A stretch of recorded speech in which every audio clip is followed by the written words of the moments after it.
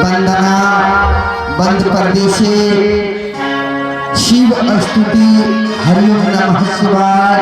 उसके बाद ले चलेंगे एक माता जी का भजन, फिर एक प्रकार की जबरदस्त नगमे कहते हैं। हर साज अपनी भक्त को तलाश करती है, हर जख्म अपनी मरहम को तलाश करती है। कहते हैं हर साज अपनी सरगम को तलाश करती है, हर जख्म अपनी मरहम को तलाश करती है। जिसकी खुशियां छीन ली है दुनिया वालों ने, संगीत को तलाश करती है। कहते हैं हर साज एक जैसे नहीं होते, हर समुद्र में पराग नहीं होते। क्या बात है। कहते हैं हर साज एक जैसे नहीं होते, हर समुद्र में पराग नहीं होते। खुश नसीब वो होते हैं जिनके आंचल पर कोई दाग ना होती। भाइयों कर बैठे चंद मिनटों के बाद हम कई प्रकार की जबरदस्त संगीत छेड़ेंगे।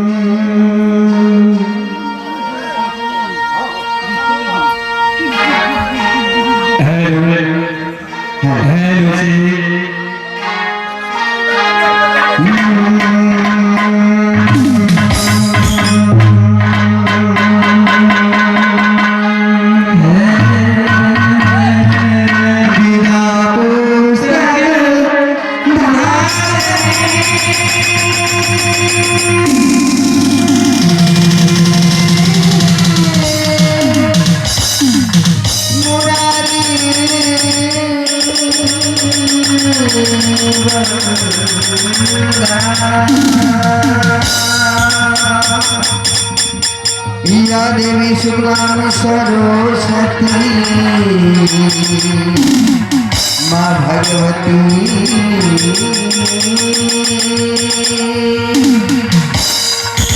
शिक्षा में नहीं संस्कृति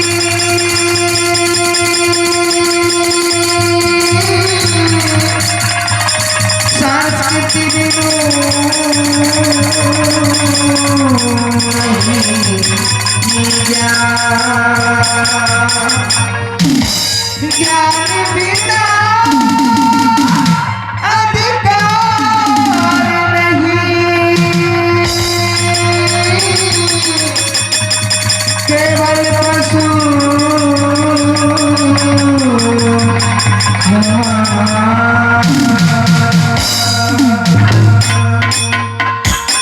अपने प्यारे देश का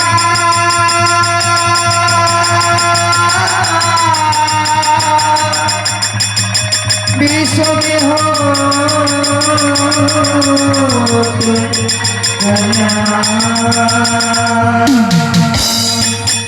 सुख संपत्ति भरपूर रहे सहाय करे भगवान सहाय करे भगवान सहाय करे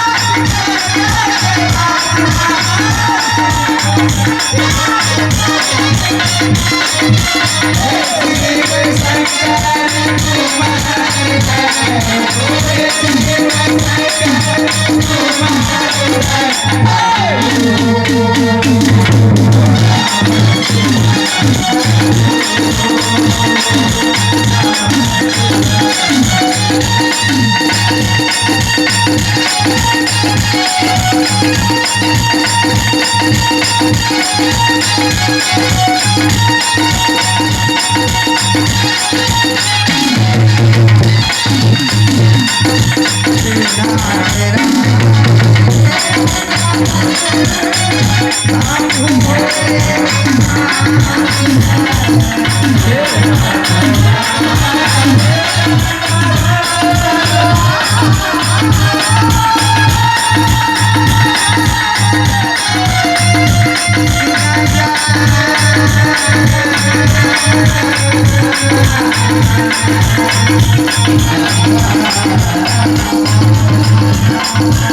Thank you.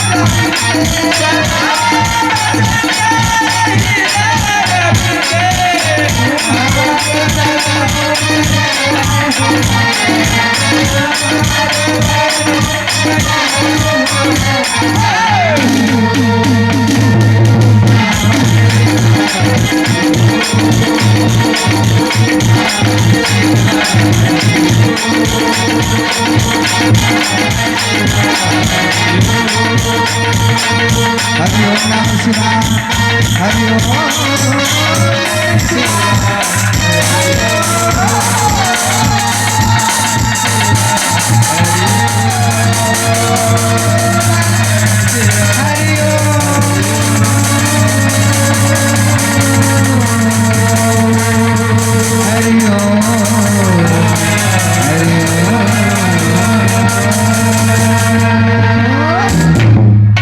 सत्यम शिवम सुंदरम बोल बम नैरनो नैरनो नारे करे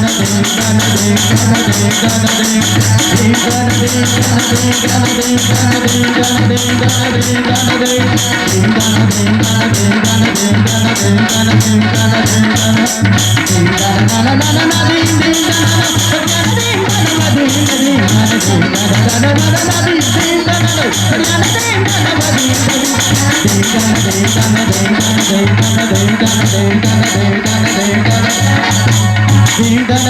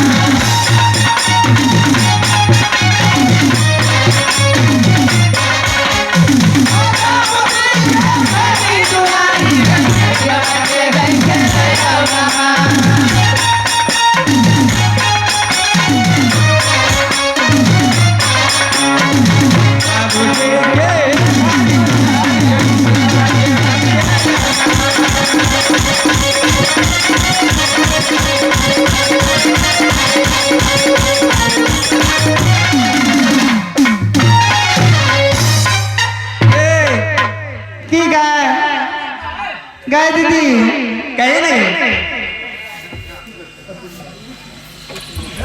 सुनना कहीं नहीं अगर तो हर घर वाला बड़ी लबर सटका छो हमार घर वाला हाँ गए ये लो ना हमरा कहते दीदी कतई अच्छा हम कहलिए या मेजमा दीदी धान कटेले चल गए धान कटेले हाँ या राज विराज में सुनने गए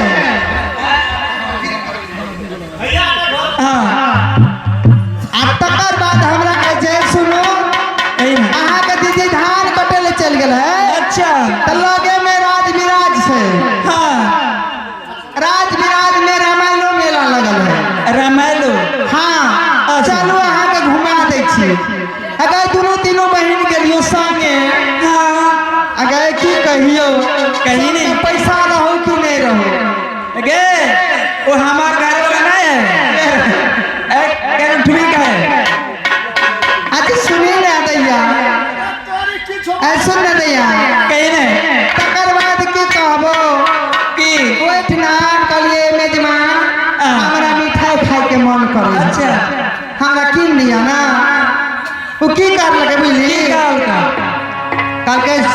अहाँ सब बैठू हम जाइ छी मिठाई तब ऐसे ऊपर के बात बुझने छी की गा नहीं बुझने छी कहीं ना सुन के छी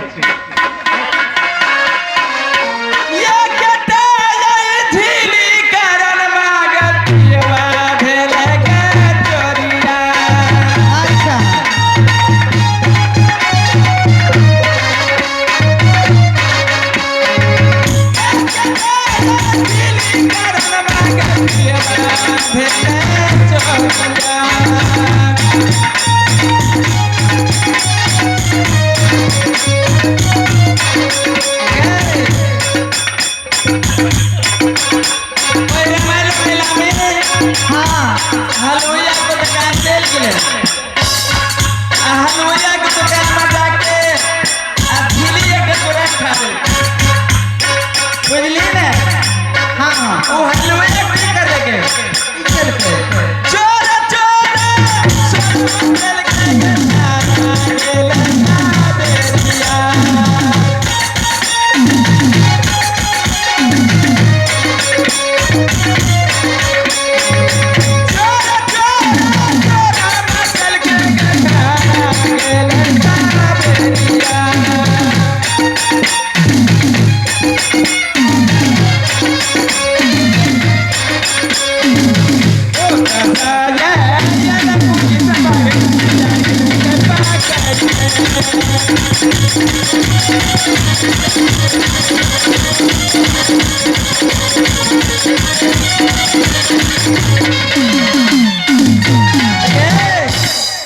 एक चीज देखबो के लिए कहीं ना हम सब पकड़ा गेल छो तो छोरा के यार से तो जे भी तब ने गाइस की देखली घूस मारे छे घूस घूस हाँ गए के तोरा संग में हो पैसा हमरा संग में 1 रुपया ए छोड़ी से के पूछी ना तोरा संग में हो पैसा के आगे गए क्या रुपया तोरा संग में हो हमरा क्या हाँ हमरा 50 रुपया तोरा संग गया 200 जाए आय 200 बाप रे बाप तब मिलका अते में थाना किन के आन लेबे गा आ जे घटते बढ़ते ना तू दे दिए हम दे देबे हते ना हां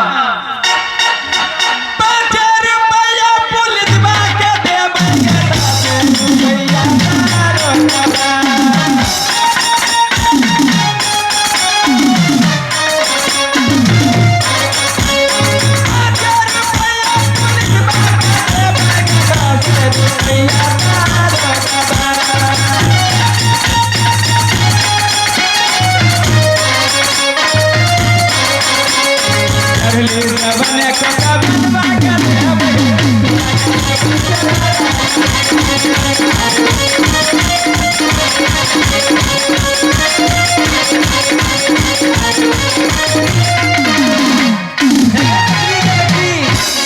अधिकारी गया देखली एक बेर कौन पुलिस से करा जा कहीं न किछो यो हमारी दारोगा बाबू देखियो इनका छोड़ दियो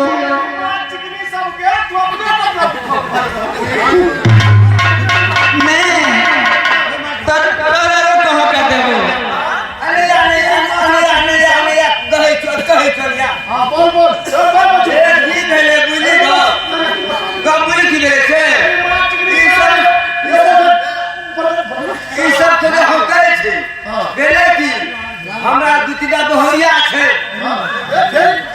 सुन ना 1 2 3 छे ना 8 आना आए टका टका हम हो छ कुछ की छिया 1 टका में 8 ले लो छुछी एकदम जरूरी रहे झिली चोरा के खाए के ने तोरे कहिला चुनी कहै छे तो पहले 1 टका एक डालो चटपटी खेलियो मथर पटाले ता चुनी कला जानो सिके चाला ओ देखले बाप के रोले अरे खा जा तो खा ले जा हम चाली पैसा लगते बाबू खा ले चले थे खा जा तो खा ले ओने खाएगा पुलिस चूड़ी पाई पकड़ लेते साला तीन लाख खाना खाई ना कपा कपा हो रे बुझे नहीं छे राम रे भैया इसको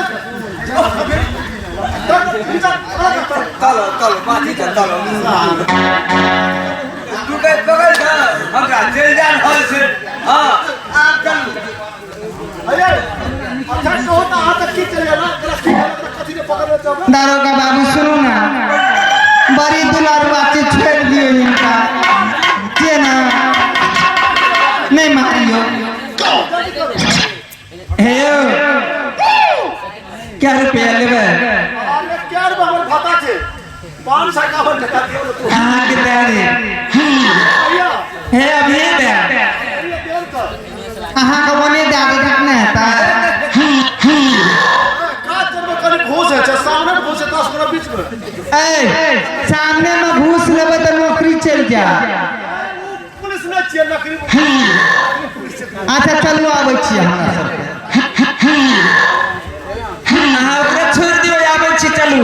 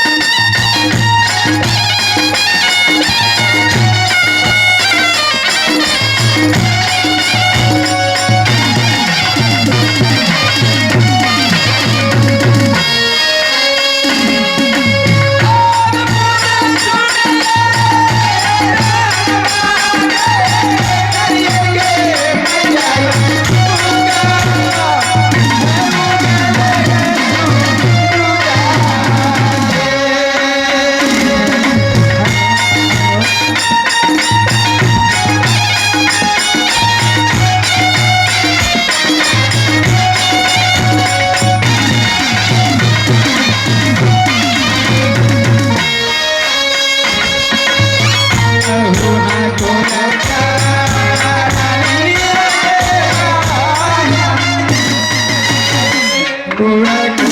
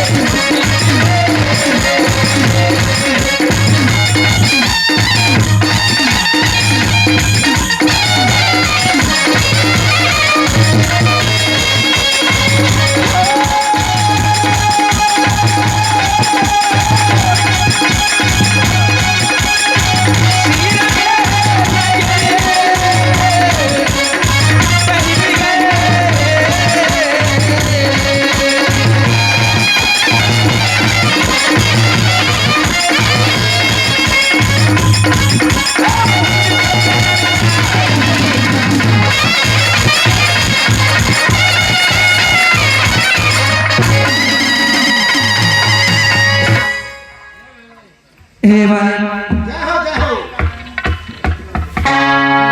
हे सखी बोले माँ ई बताव बोला अपना सब की 14 बहन और 14 सखी और कहाँ की रही वाली थी से बताव हे भाई आए सखी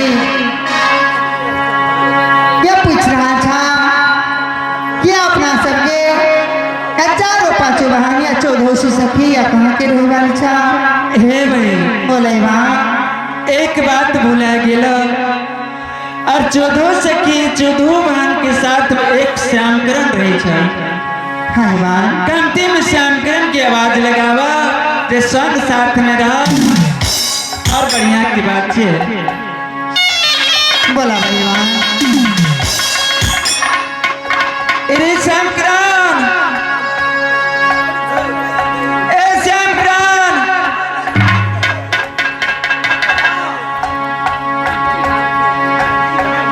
एक बात का हमरा सब के बहन 14 बन 14 सखी और कतो जाय छी तो तोहे पछुआ के जाय छी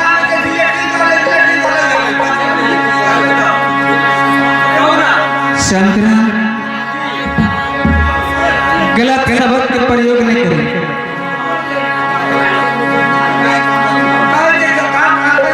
अति कला से कत रही हमरा सबके कते रास्ता रास्ता गुजर के लिए। कटले लगो अच्छा कोनो बात नहीं है, हमरा सबके सब बहन मिल के और शिव बाबा के मंदिर जाए छी पूजा पाठ करे के वास्ते, संग साथ में पहुँच। ठीक है शंकरा चलो। जैसे कि बोले बात एक समय की बात, हेलो हेलो, जय समय में इंद्र कविलास में रहे चलो सब बहन सब सखी, तो इंद्र महाराज के दरबार में रासलीला नाच गान करे चलो। एक समय की बात ही इंद्र महाराज से जवाब केला, हे नाथ, हे इंद्र महाराज, हम लोग 14 बहन 14 सखी यही मन को बना है जे गुरुदेव कुछ दिन के लागी 14 बहन 14 सखी के 7 दिन के लागी कंटिन्यू छुट्टी चाहिए। अच्छा है बहन। इंद्र महाराज ने बोला, देखो बड़ी लोग, अगर तुम लोग को यही मनोकामना है, यही विचार है, तो ठीक है, जाओ तुम लोग मितवन 7 रोज की छुट्टी मैं दे रहा हूँ। सखी हाँ सखी। इंद्र महाराज 7 रोज की छुट्टी दिला और 14 बहन 14 सखी इंद्र कविलास से मर्दवन ये लोग की कारण से सैर कराए के वास्ते। हे बहन, बोले बहन 12 बरस की बात बीत गए, या कभी ना भोला बाबा के मंदिर देख लो, न शिव बाबा के मंदिर देख लो, न भक्ति भजन केला, या 14 बहन और 14 सखी के अभिलाषा या कि चला शिव बाबा के मंदिर में भक्ति पूजा पाठ करब तो अपना अपना घर जाए। सही कहा है सखी। इस जगह से बहुत जल्दी चला या भोला बाबा के मंदिर में, या भोला बाबा से हाँ, या वो जगह में या पूजा और पाठ संग करा। साथ में श्याम करण के रात चला। हाँ बहन।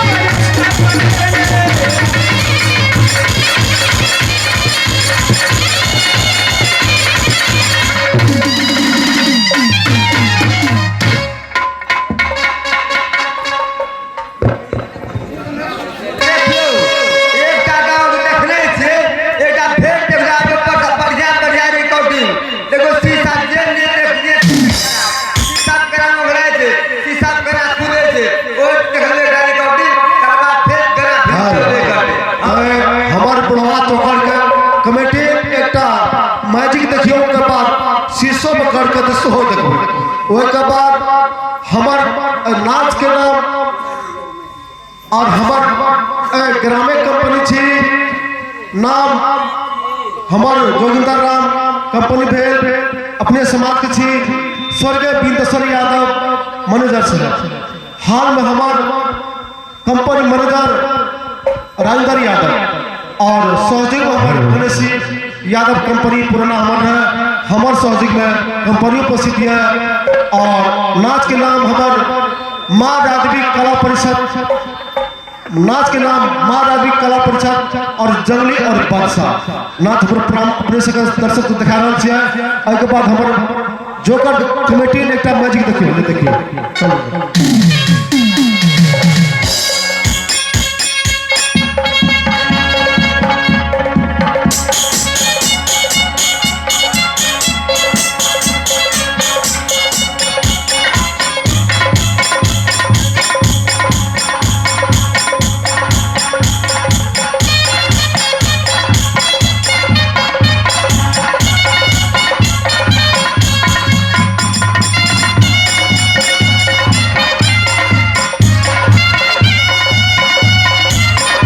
देखियो पत्ती के खाए छे, ब्लेड खाए छे, देखियो सकल बात से पहले देखियो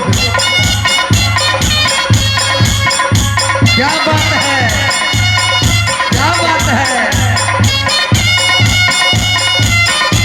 देखियो ब्लेड खाए छे, ब्लेड खाए छे, देखियो